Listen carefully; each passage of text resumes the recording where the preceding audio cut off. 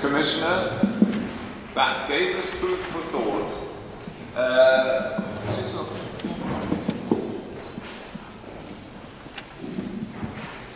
That gave us food for thought.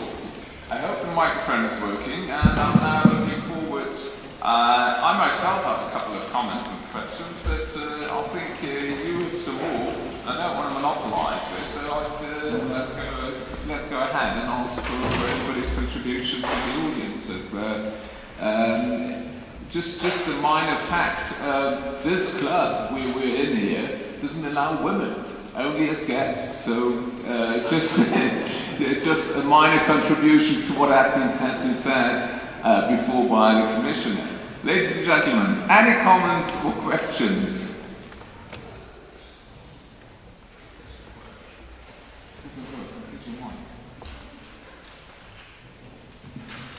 Please raise your hand, and then if you please introduce yourself. This gentleman over there, microphone's coming.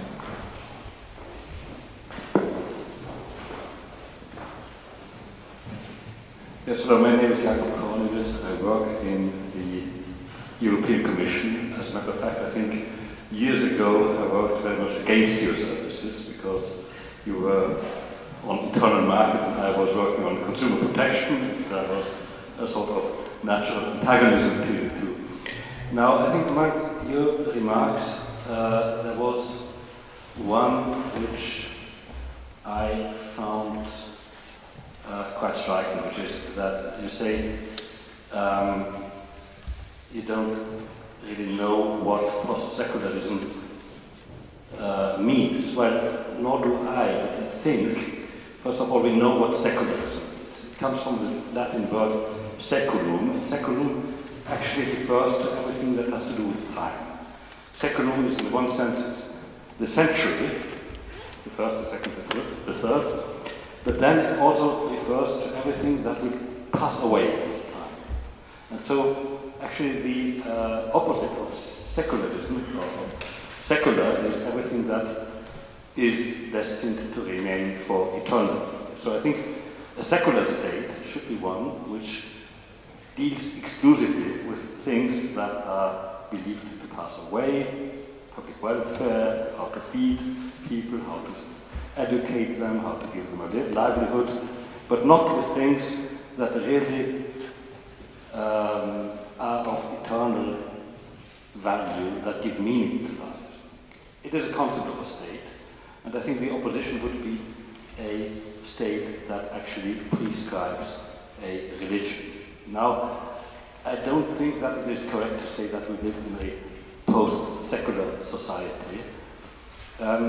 Maybe the situation is better described by a fight that is going on between three major forces in Europe, which is, on the one hand, the atheist or self-defined secularist forces, then the remainder of what we call Christianity, and then, of course, new immigrant populations who bring along their own religions and who remain very strongly attached to it and who don't want to take sides either as Christians or as secularists, but who want to maintain their identity. Would that be a more correct way of interpreting the situation?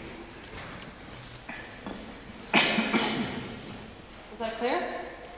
I'm not quite sure I understand the question. Can you sum up your question in 10 words? No. Well, okay, maybe let's collect 3 questions and then you can respond to all of them together, yeah. or whichever ones you choose. That is a very handy technique for avoiding questions you don't want to answer. I'd love to answer this question, and I don't understand what it is. So once again, I don't know what you mean. We in Holland, let me take my own country as an example, we live in a secular society. And church attendance is low and falling. In another country like Poland, Poland is full of Catholicism, so it would be idiotic to say that Poland is part of that has a secular society. So I know what secularity means, I know what religion means. I do not know what post-secularity means, because that is, I must assume is is a state of affairs which comes after a secular society. That's what the post means. Now, what comes after a secular society in the case of the Netherlands? I do not understand that, because I think nothing will come after it except the normal existence of the Dutch society as it is now developing. Satisfied? I'm sorry? Is that secularism in the final state? Yes, I think so. I cannot imagine what comes after a secular society. I cannot imagine what comes after the secularity of a secular society. If you can explain that to me, please do. Mr. Bolkestein, you said that we lost confidence in ourselves. Yes, yes.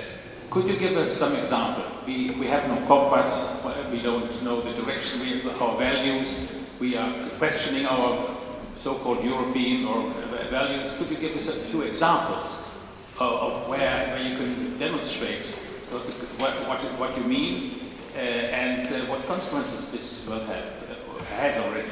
Well, I'm talking about Europe. I'm not talking about the United States, because I don't think the United States has entered a post-secular society. I'm sorry, it's not a secular society. But the case in Europe is to me, it is quite clear. For example,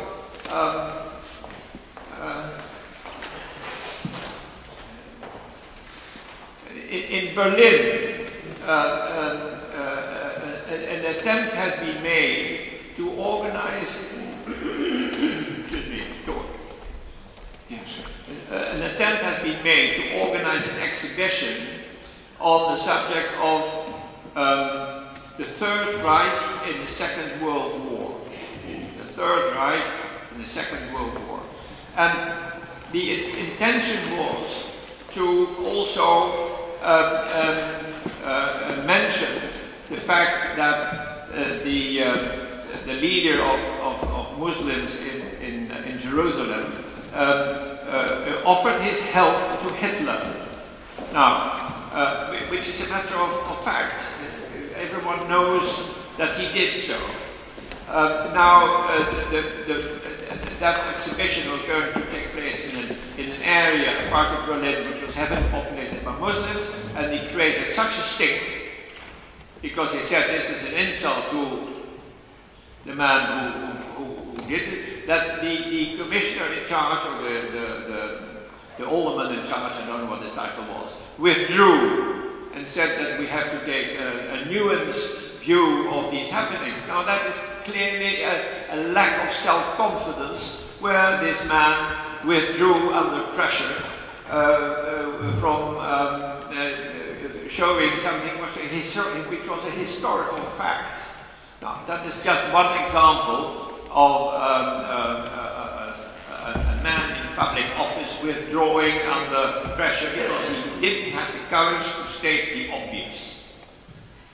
Now, that's a small incident. If I take a bigger incident, I myself have come under considerable pressure, if you like, criticism, for saying that not all cultures are of the same value. That it's nonsense to write as the chief editor of the NRC Handelsblad, this Dutch paper, to say that the pride of the Dutch is that we do not consider one culture to be better than another. Nonsense. Of course we do, except people are not allowed to, rather do not allow themselves, people do not allow themselves to state the obvious truth, which is that if you handle the universal application of the Universal Declaration of Human Rights, there's no shadow of a doubt that at the moment the Muslim religion it takes second place to Christianity. Anybody who visits the Middle East will see so. But no, people daren't say that. And why daren't they say that? Well, as I said, because they have lost confidence in their own culture. Now, there are many other examples along the same line. If you ask me what is the consequence of it, well, it depends on the situation. It may have political consequences. It may have consequences in foreign affairs. It depends on the situation. But the fact,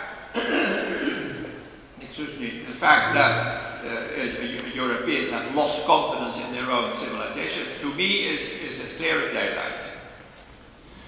Mr. Bolkestein, I'm over here.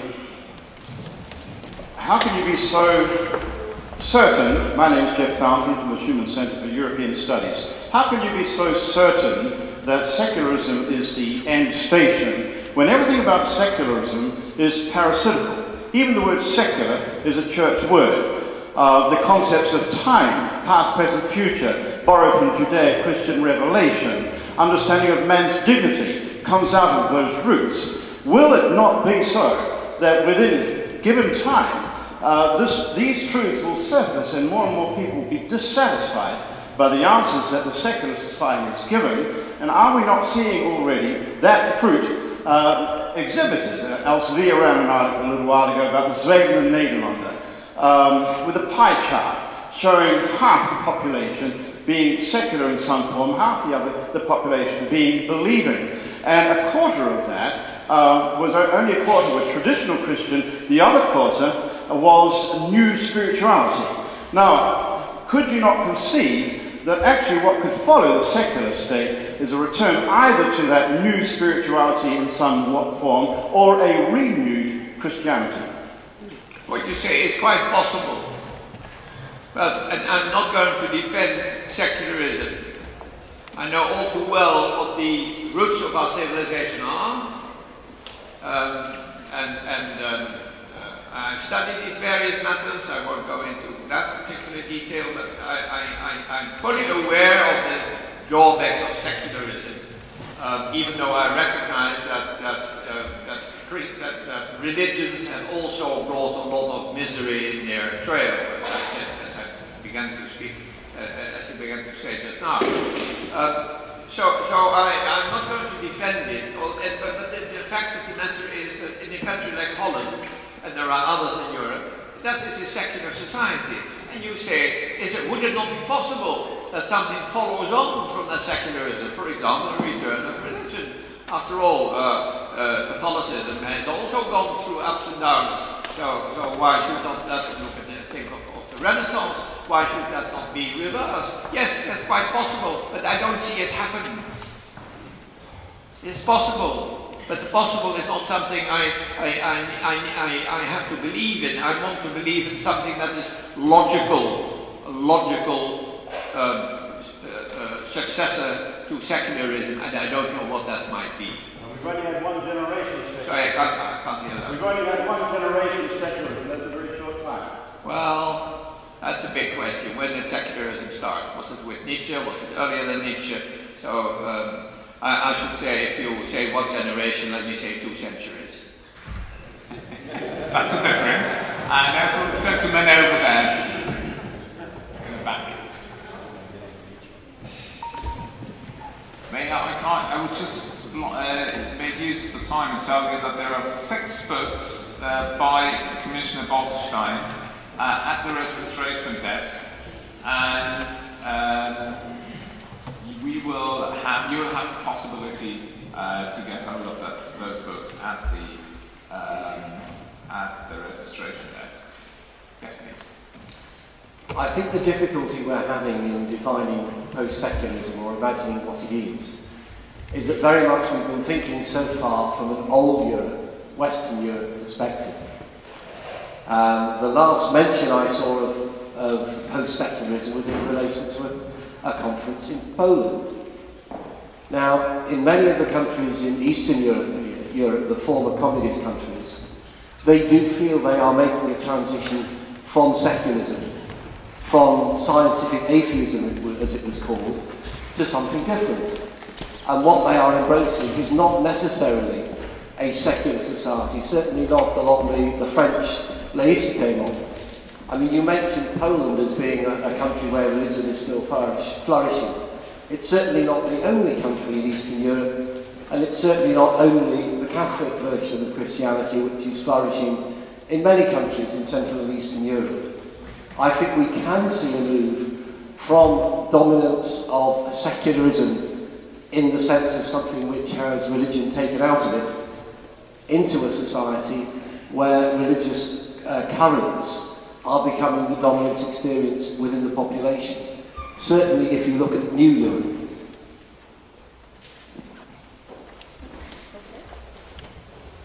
Well, I don't really, I don't really have any comments to make. Indeed, I mentioned Poland specifically because Catholicism there is extraordinarily strong, and of course it hangs together with Polish identity as a bulwark against both Germany and Russia. So that's quite understandable. How that will develop, I don't know. But if you look at a country like Czechia, the Czech Republic is very much a secular society, and the Czechs do not get particularly upset about things that in Poland would create a storm of anger. So it all depends what you're talking about, and it's quite possible that by and large, including Romania and Bulgaria, there is more feeling for religion in Eastern Europe than there is in Western Europe. Yeah, and we'll see how that will develop, which of course we don't know.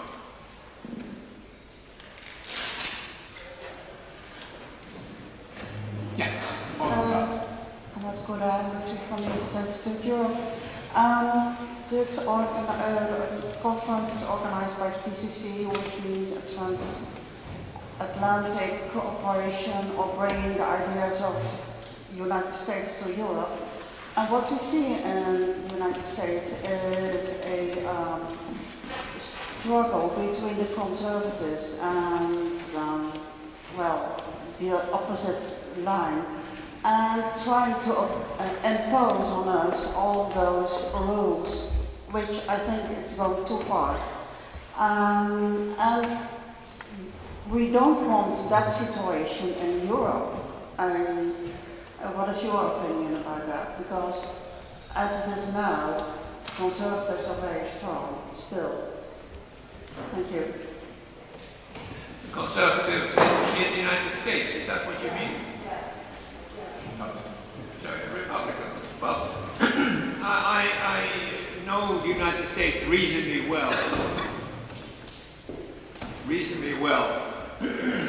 But I hesitate to say anything in particular about the US because it's such a vast, difficult to understand, complicated country. I started my own studies in mathematics in 1951, that's a long time ago, at the University of Oregon in the Pacific Northwest. And ever since then, I've visited that country often and spoken to many people. And it seems to be obvious that the Republican Party is in a pickle because it doesn't attract the black vote for obvious reasons. It doesn't attract much of the Latin vote. It attracts men and women to a much lesser extent. So that party has a great problem, and it should really get its act together before the next elections. But how that will develop, I'm afraid I can't tell you. Okay, that concludes our Q&A for this session. Thank you, everyone. Maybe the moderator would like to add some concluding remarks. Perhaps I may, as a last item, say that indeed I had put 6 different books to be inspected. One of them is in English, that's all I wanted to say. And it's about intellectuals and politics, which is a hotly debated topic. You can find all you wish in that book. Mr. Commissioner, we're well over time, I know that. The one question I wanted to ask you, I mean, you mentioned within Europe, you mentioned Ireland and Poland, one might still add Croatia and Austria, where religion is still very visible in society. But the question is, do you have any answer why, in comparison to other continents, Europe seems to be the most agnostic continent on the entire world. Well, certainly in comparison with Northern and Latin America, but with Africa, with Asia, it seems to be a particular case. Is there any particular reason why Europeans developed that way, apart from a couple of countries that you mentioned? Well, I might give the example of China, which is also a largely secular country. But nonetheless, if you restrict yourself to Western civilization, why is Europe so much more secular than North America or at least the United States? Okay. Well, perhaps Canada also, and in North America and Latin America. That's a very difficult question. I don't really know the answer. But it would seem to me that the rise of the welfare state and the elaborate system of social protection has created a society of spoiled citizens. And the question is, does the fact of being spoiled, does that lead to secularity? I'm feeling it does, but I can't really prove my point. So I'm afraid you'll have to deal with that. But I do think we live in a spoiled society where every difficulty is plain away. This is again this movement of establishing a flat country, which is so marked in Holland. But for the rest, I can't help you. Ladies and gentlemen, Frits Bolkestein.